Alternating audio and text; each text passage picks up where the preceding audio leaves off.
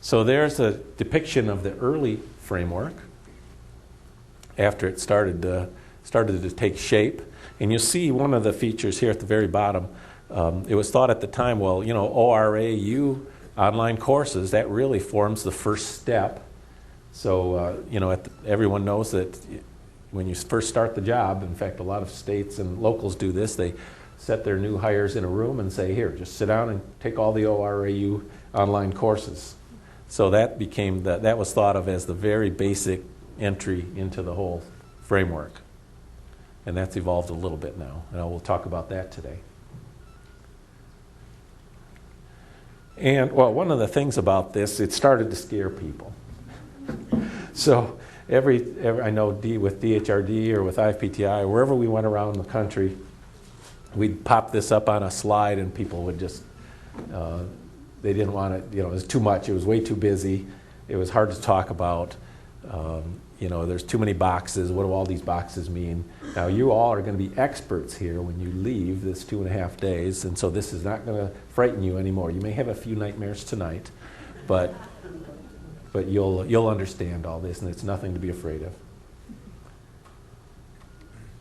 And so along the way we said, well, let's just make it a little more, for when we give presentations, not so scary. So we put a mask on it, and here you see just a kind of a high-level depiction of but we're going to get into a lot more detail than this. But here's kind of the high-level concept, and we're going to talk about all these boxes and these levels.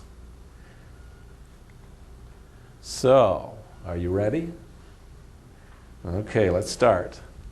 So here we have the main curriculum. So it's plastered on the wall, it's in your books. So we don't need to focus too much on what it says in each box just yet. But let's start with a high-level overview of how do you maneuver around this framework. So first we're going to talk about the levels. We're going to talk about the spanning levels. We're going to talk about specific content areas. So you should be picking up on some of this terminology. We're going to be talking about core spanning content areas. And then we're going to talk about some program-specific areas of the framework. Okay? So let's start with levels. So the framework has 4 levels. There's entry level, and this used to be called journey level, and now it's advanced level. The technical expert level and leadership level. Okay, pretty straightforward. 4 levels. Remember we talked about roadmap and we talked about career spanning.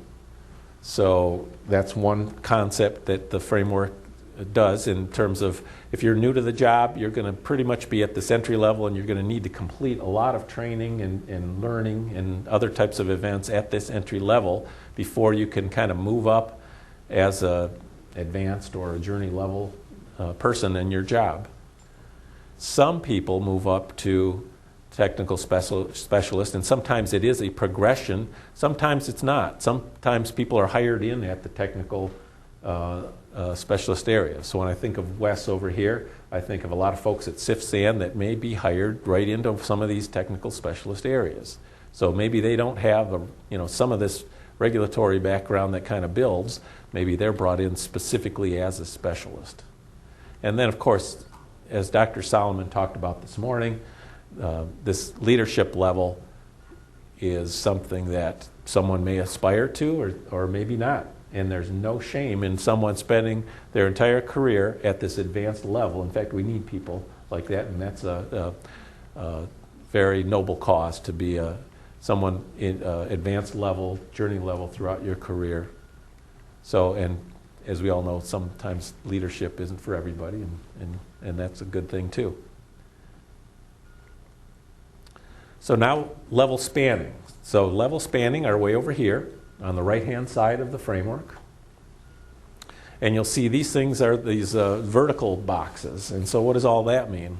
Well, if you look at, for example, this blue one, it talks about professionalism. So professionalism is something that, as we all probably can agree, spans all levels. It's not there isn't something in entry level that's different from leadership in terms of professionalism. Professionalism spans all these different levels. Yeah, question, sure.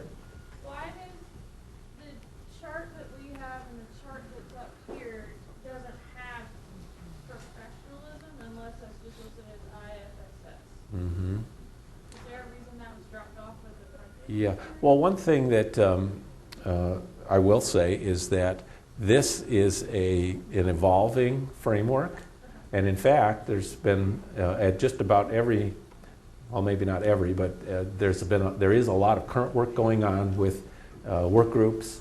A lot of folks here in this room are on a lot of these competency work groups, and invariably somebody will say, why isn't this on there? And so it'll get added. So I'm going to show at the end of the second presentation, we're going to show you a place you can go to look at the most current version, because it changes, and it's going to continue to change. It's changed and evolved a lot over the years, but I'll show you where you can go to find the most current, up-to-date, minute-by-minute version that's online, and you'll be able to see at any given point in time what the current version is. Yes?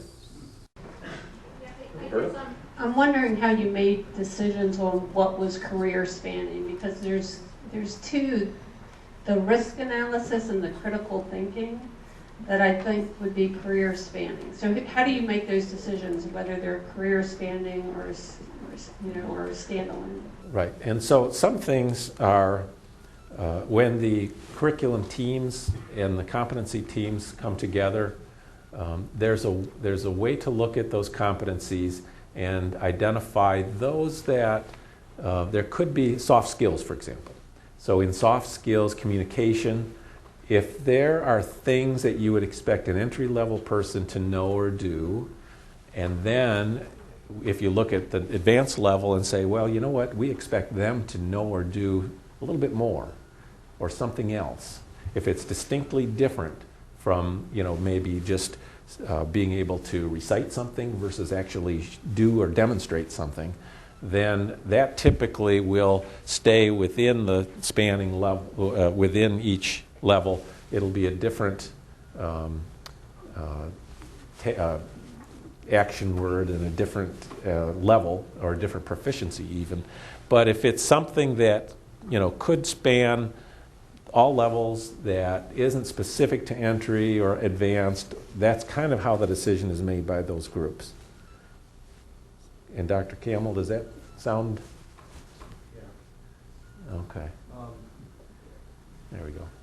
So, you have to forgive me, my voice is bothering me. But so first, to answer the question on why professionalism didn't or no longer spans, if you look at the entry level, you'll see that there is a professionalism content area. And as Jerry was saying, when the work groups look at the competencies inside an area, what they're saying is professionalism spans everything, but there's no specific different competencies. All you have is proficiency level. So once you have the competencies in the professionalism, you'll carry out through your whole career, but we're not going to measure anything unique going up. Same thing with critical thinking. Once we teach people, or people have a competency of critical thinking, we don't have to look at different competencies. It's only are they more proficient in that? Does that make more sense? It's just so far from the chart I worry. That's all. Well, yeah. And then, Roberta, to your other question, as Jerry had said, when we look at, so that the work group that's working on the main framework right now is about 30 plus people. So we come here for a week in DHRD, and it really is consensus building. And I think, as I forget who was talking about it earlier, on how we will debate specific words and what they mean, but it is the profession deciding this. It's not us chauffeurs. It's the profession saying this is what it means for us. Okay, thank you. Any other questions at this point? Okay, let's get a microphone. Dr. Morgan. In each topic area, we have, for each topic, at the very beginning, we look at competencies in 5 areas, and one of them is critical thinking. So for each topic area, we look at, okay, when we're talking about when we're talking about PCP. At the very beginning, we say, okay, what are the learning objectives or competencies associated with, and one of those is critical thinking. One of them is communication. And there are 5. Can't remember them all right at the moment.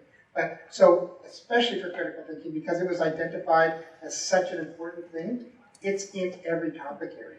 So in that area, you should take comfort. I think if you go through the rest of the curriculum, you'll see the building blocks that are in there that will answer all of those questions. Jonathan, you want to explain KCP before you go to Mike?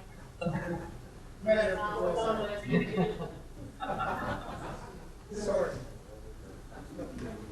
So that because that wasn't done with a mic and there were people in the other room, so Dr. Morgan was asked to define PCP, and so and here we call it preventive controls, and you're calling it preventive control plan is what they call it at CFIA.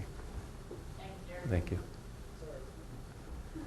Okay. Well, good. So we're starting to think about some of these questions, and once we go through everything today, if you're still not satisfied, there's something there, then we'll put you on a work group.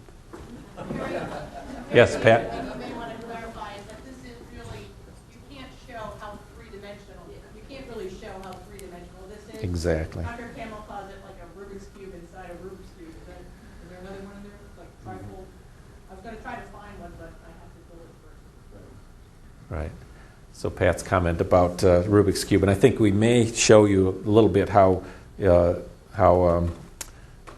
it does have some dimension to it toward the end of this presentation.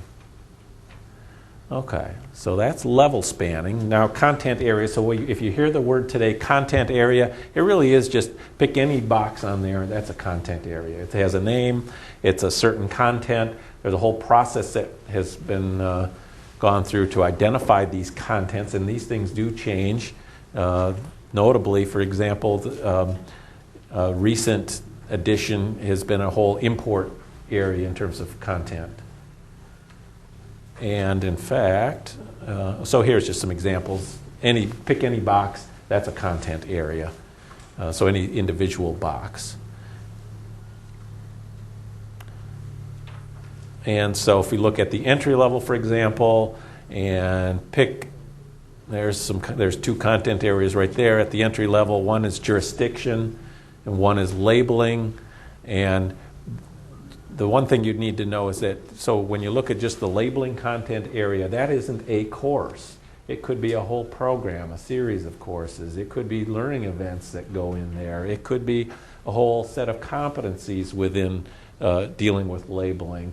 And as we'll see later, it could also be performance metrics. And so that gets to what Pat was just talking about, how we can drill down within any content area and find all sorts of goodies, and we're going to see some of those.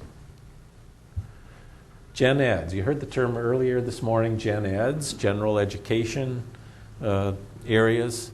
And let me just show you an example of that. Every level has something that spans across horizontally across the whole level. And it's thought that at that professional entry level for this food protection profession, whether you're a dairy inspector or a feed inspector or a manufactured food inspector, there are common core content areas in this integrated food safety system that are applicable to everybody at that level. And so that's what these Gen Eds are. And they typically tend to be the early knowledge-based competencies. And why is that important that we identify if they're knowledge versus skill-based? So knowledge are going to lend themselves more as we get down the development pathway into things that would be more online or maybe things you pick up at the university before you even come into the profession. But when we talk later about modality, that's when it's important to know whether something is more knowledge-based or whether it's skill-based, where we need to maybe do some hands-on training.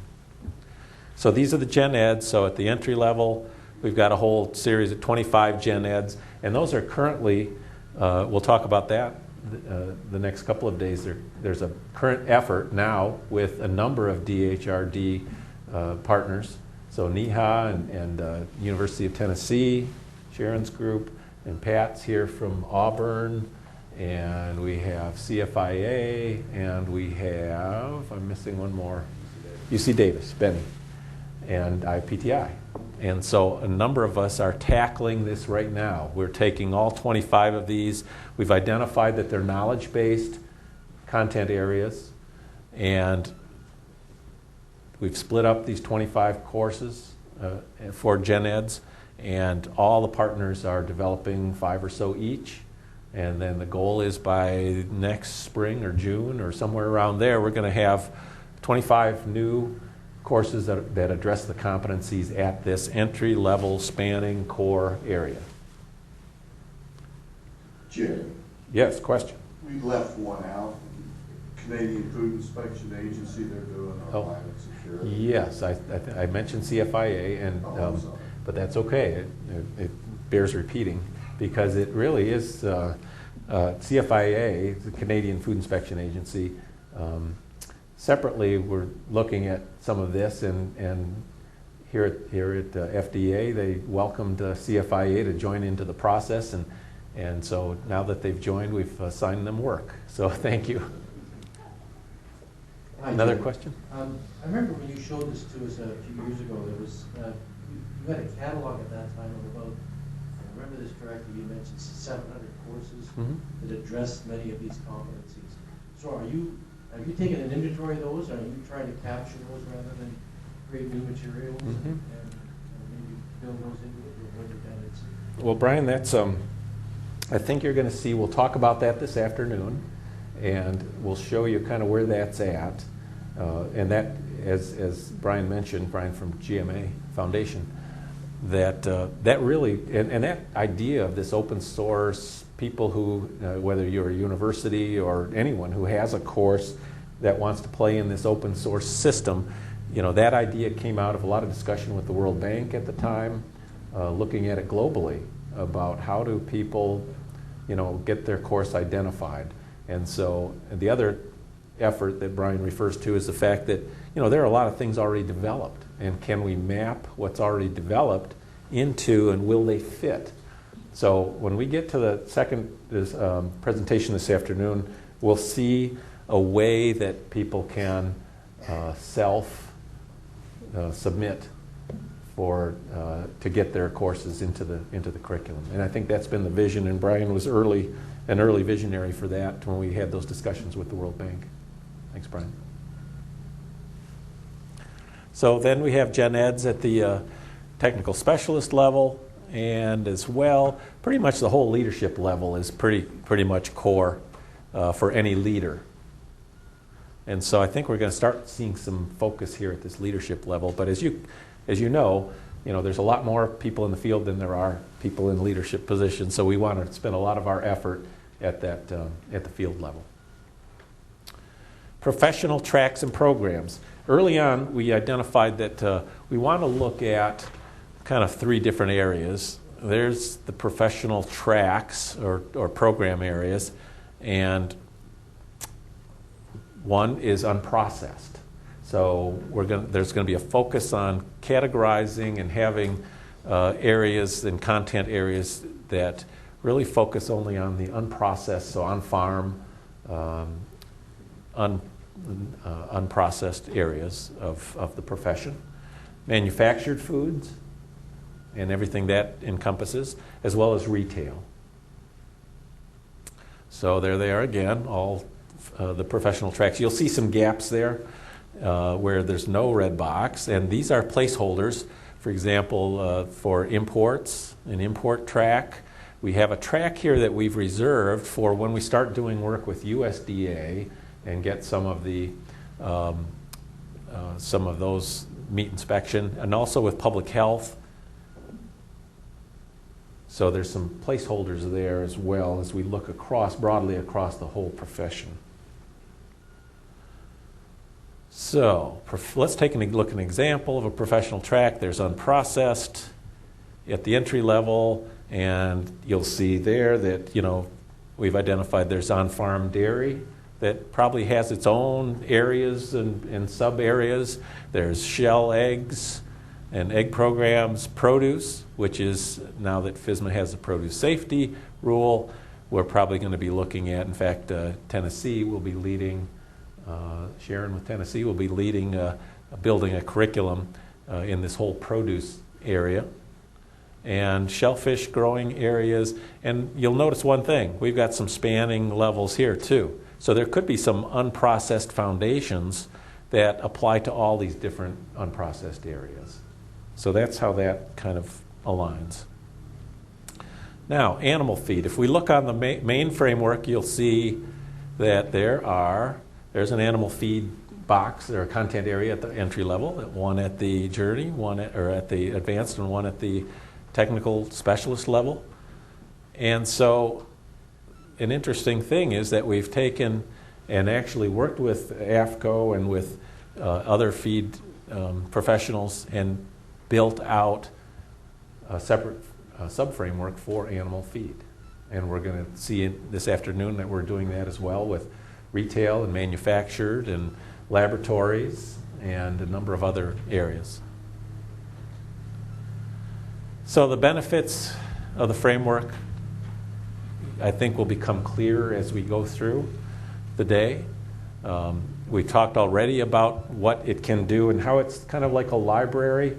I think we're looking for maybe even a better analogy than a books on a shelf. And Stan mentioned the Dewey Decimal System, and I think we want to kind of, I think you'll see that it's a little more robust than that. And there's some things like if you open a book, you're going to find all kinds of different levels and sub-levels. So we're going to look for something that's a little more robust than a library. So one thing we want to do then is, and I kind of think of this as like a muscle car, and I have a slide I didn't include here of a Oldsmobile 442. And so what happens when you pop the hood? There's a lot under the hood.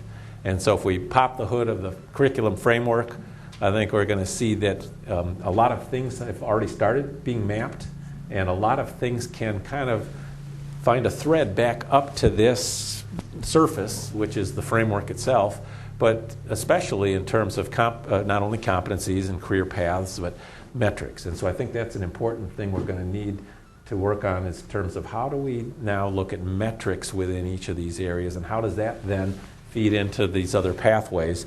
An interesting thing in Canada, I know that CFIA is looking at performance management and using the framework as a way to identify performance and then job promotions. And so that's an area that maybe we'll learn from CFIA and see how they progress with that. And then we heard some discussion about proficiency. So that's something else we need to learn about over the next couple of days, is the proficiency and how that plays a role. So not only can you do something, but how proficient are you at doing that? So at that point, I think we're right on time. And any other questions, we will be talking more about this at after lunch. And we'll get into a lot more detail after lunch as well. And I hope all my chauffeurs will stay with me here in the afternoon. Thank you, Jared. Thank you.